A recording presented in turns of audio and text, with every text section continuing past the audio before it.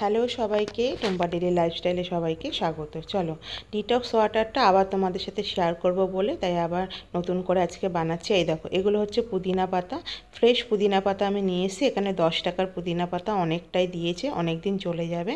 তারপরে এই দেখো আমি শশা কাটছি স্লাইস করে।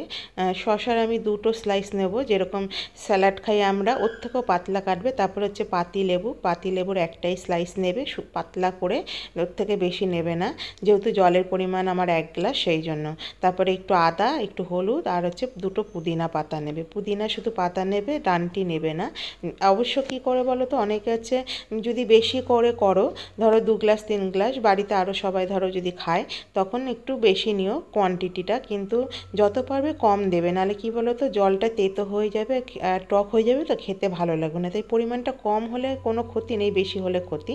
এই দেখো আমি একটা মানে জল নিয়েছি, নর্মাল জল কলের, সেটাই ভালো করে এগুলো সব ধুয়ে ফ্রেশ করে নিচ্ছি। তারপরে আমি কাচের একটা গ্লাস নিয়েছি। এই দেখো 1 গ্লাস জল নেব, এই কাচের গ্লাসে, নর্মাল জল, কোনো ফ্রিজের ঠান্ডা জল না। এই 1 গ্লাস জল নিয়ে এবার আমি শশার স্লাইস দুটো এর মধ্যে দিচ্ছি, তারপরে লেবুর এই যে একটাই স্লাইস, তারপরে দেখো হলুদ, তারপরে হচ্ছে আদা, এই দেখো আদা, আর হচ্ছে পুদিনা পাতা দুটো আমি দিয়েছি। এগুলোই আমি ভালো করে জলে ভিজিয়ে চামচ দিয়ে নাড়িয়ে ওভারনাইট রেখে দেবো। সকালবেলায় আবার এটাকেই আমি আগে ফ্রেশ হয়ে খাবো। আমি এই 5টা জিনিস অ্যাড করেছি, তোমরা এই 5টা জিনিসই শুধু অ্যাড করো। আবার যখন সকালে খাবে, এই দেখো এরকম করে নিয়ে নাড়িয়ে চামচ দিয়ে, চা ছাঁকনি বা কোনো কিছু দিয়ে ছেঁকে তারপরে জলটা খাবে। আর এই যে যেগুলো এখন ভিজিয়ে রাখলে না, এইগুলোই আবার পরের দিন আবার করে ভিজিয়ে রাখবে, এটা কিন্তু করো না।